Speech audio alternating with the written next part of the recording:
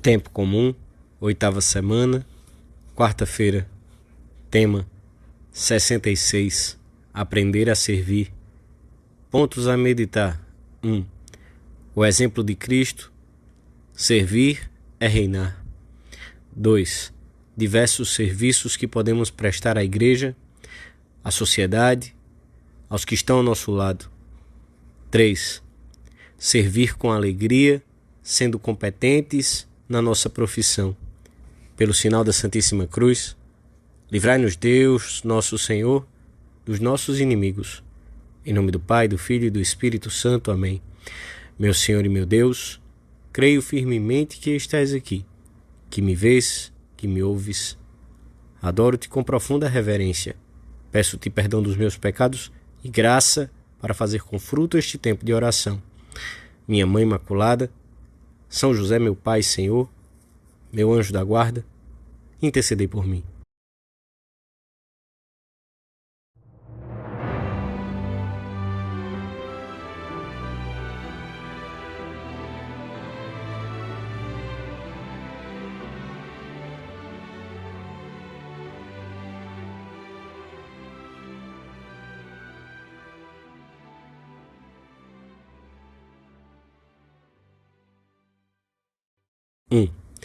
O Evangelho da Missa narra o pedido que os filhos de Zebedeu dirigiram ao Senhor para que lhes reservasse os primeiros postos no novo reino.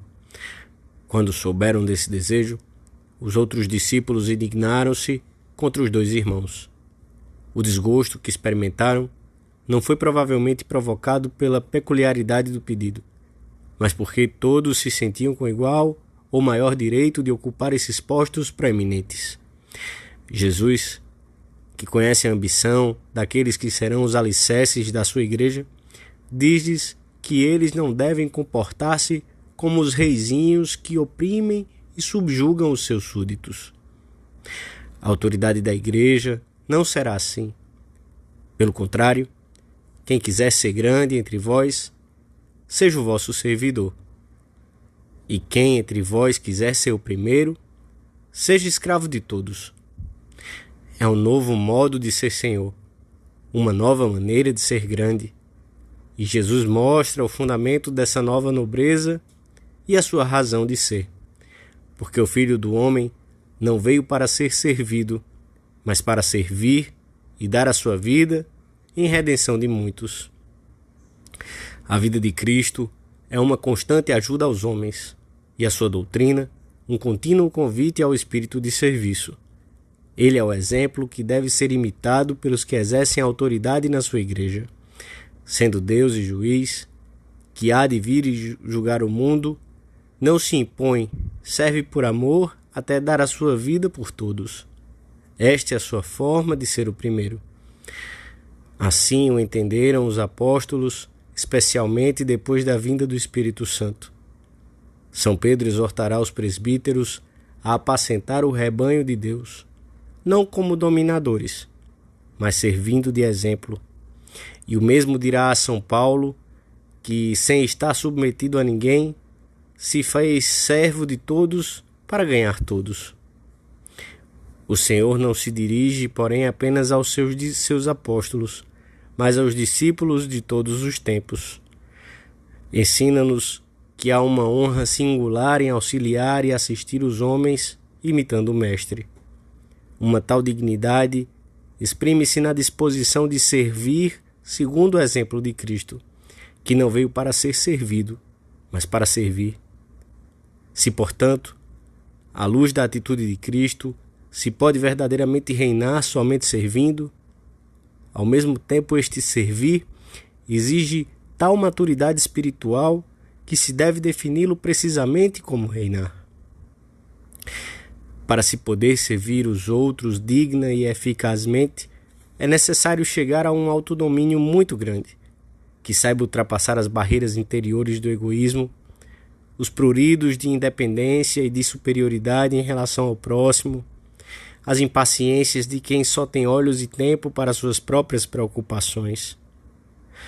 E tudo isto só o consegue o homem espiritualmente amadurecido, forte, enérgico.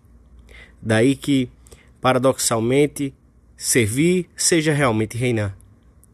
Só quem é senhor e não servo, quem reina dentro de si mesmo, é que pode servir.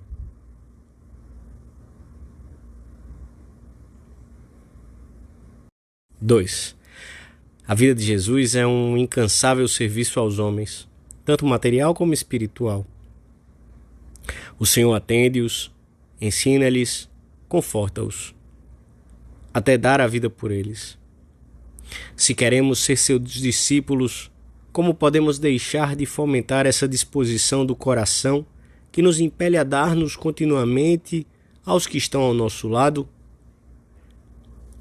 Na última noite antes da paixão, Cristo quis deixar-nos um exemplo particularmente significativo de como nos devíamos comportar.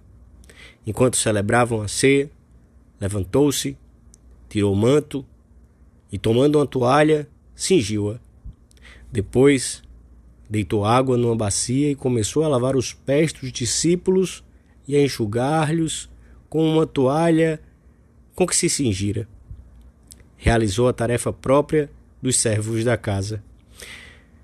O Senhor prega novamente com o exemplo, com as obras. Diante dos discípulos que discutiam por motivos de soberba e de vanglória, Jesus inclina-se e cumpre com gosto o ofício de servir. Comove-me esta delicadeza do nosso Cristo, porque não afirma: se eu me ocupo disto, quanto mais não tereis vós que fazer.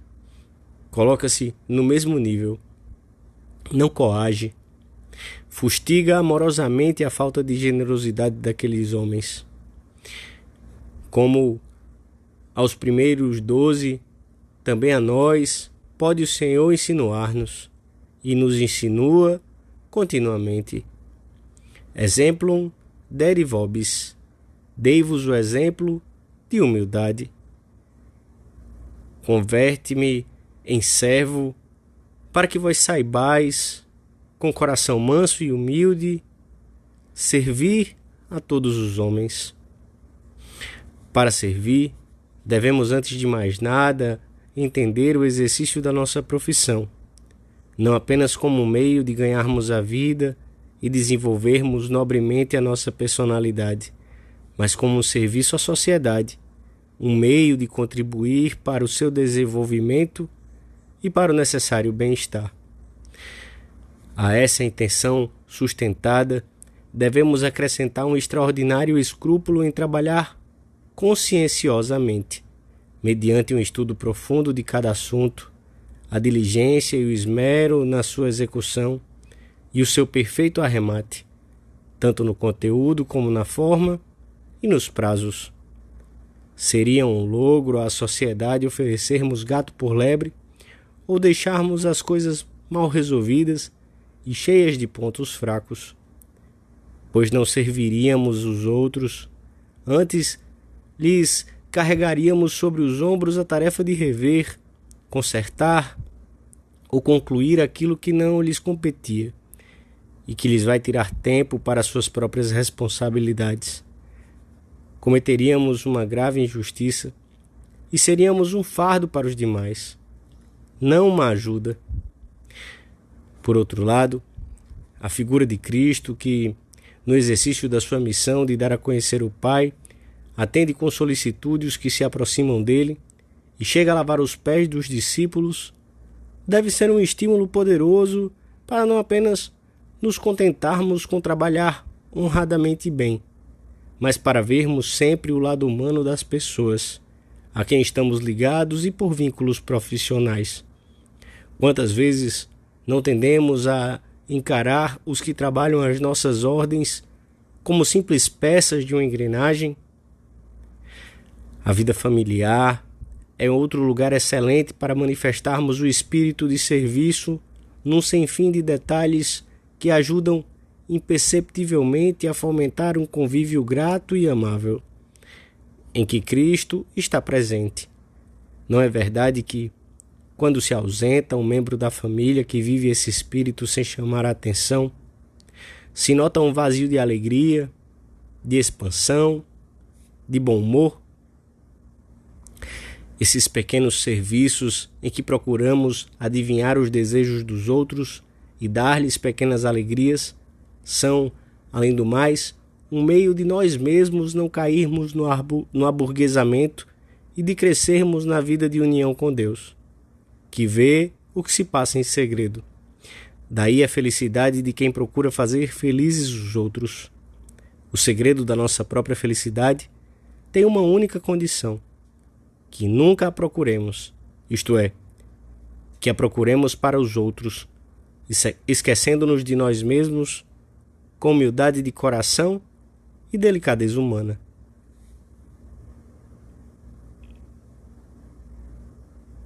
Três. Não podemos imaginar o Senhor de cara fechada, queixumento, quando as multidões o buscam ou enquanto lava os pés dos seus discípulos. Ele serve com alegria, amavelmente, em tom divinamente cordial. Assim devemos nós fazer ao cumprirmos os nossos deveres e no nosso relacionamento. Servir o Senhor com alegria, diz-nos o Espírito Santo pela boca do salmista. O Senhor promete a alegria, a felicidade a quem serve. Depois de lavar os pés dos discípulos, afirma: se aprendestes isto, sereis felizes se o praticardes. Talvez seja esta a primeira qualidade de um coração que, tendo-se dado a Deus, procura continuamente ocasiões, às vezes muito pequenas, de se dar aos outros. Aquilo que entregamos com um sorriso é como se adquirisse um valor novo e se apreciasse em dobro. E sempre que se apresenta a oportunidade ou o dever de prestarmos um serviço em si desagradável e incômodo, devemos pedir com as palavras daquele universitário que assistiu os doentes de um hospital e que um dia, ao ter de lavar o vaso sanitário bastante repugnante, dizia baixinho: Jesus, que eu faça boa cara. Devemos prestar atenção e ajudar os outros sem esperar nada em troca, sabendo que todo serviço amplia o coração e o enriquece. E em qualquer caso, recordemos que Cristo é um bom pagador e que, quando o imitamos, Ele tem em conta o menor gesto, o menor auxílio que tenhamos prestado. Sentimos-nos bem pagos com o seu olhar. Examinemos hoje se temos e manifestamos uma clara disposição de serviço no exercício da nossa profissão, se realmente servimos a sociedade através dela, não remota e indiretamente, coisa que pode esconder muitas artimanhas do egoísmo e da vaidade, mas de modo imediato, sem segundas intenções. De maneira particular, este espírito deve pôr-se de manifesto nas situações em que se exerce um cargo de responsabilidade, de autoridade ou de formação. Vejamos ainda se procuramos evitar habitualmente que os outros nos prestem serviços não estritamente necessários ao desempenho do nosso cargo e que nós mesmos poderíamos realizar. Devemos ter uma atitude muito diferente da daqueles que se valem da sua autoridade, prestígio ou idade para pedir, ou ainda pior, para exigir que os sirvam, que os rodeiem de atenções e facilidades que seriam intoleráveis mesmo do ponto de vista humano. Recorremos a São José, servo fiel e prudente, que sempre esteve disposto a sustentar a Sagrada Família à custa de inúmeros sacrifícios e que prestou tantas ajudas a Jesus e a Maria. Pedimos-lhe que nos ensine a servir sem pretender recompensa alguma de prestígio ou de vantagens pessoais, como o Santo Patriarca não os teve, nem mesmo chegou a ver os frutos da sua dedicação, já que não se fala mais nele a partir do começo da vida pública de Jesus. A sua recompensa visível foi o sorriso de que o rodearam até a morte, Jesus e Maria, e, no fim, o abraço de Deus Pai. Dou-te graças, meu Deus, pelos bons propósitos, afetos e inspirações que me comunicaste nesta meditação. Peço-te ajuda para os pôr em prática.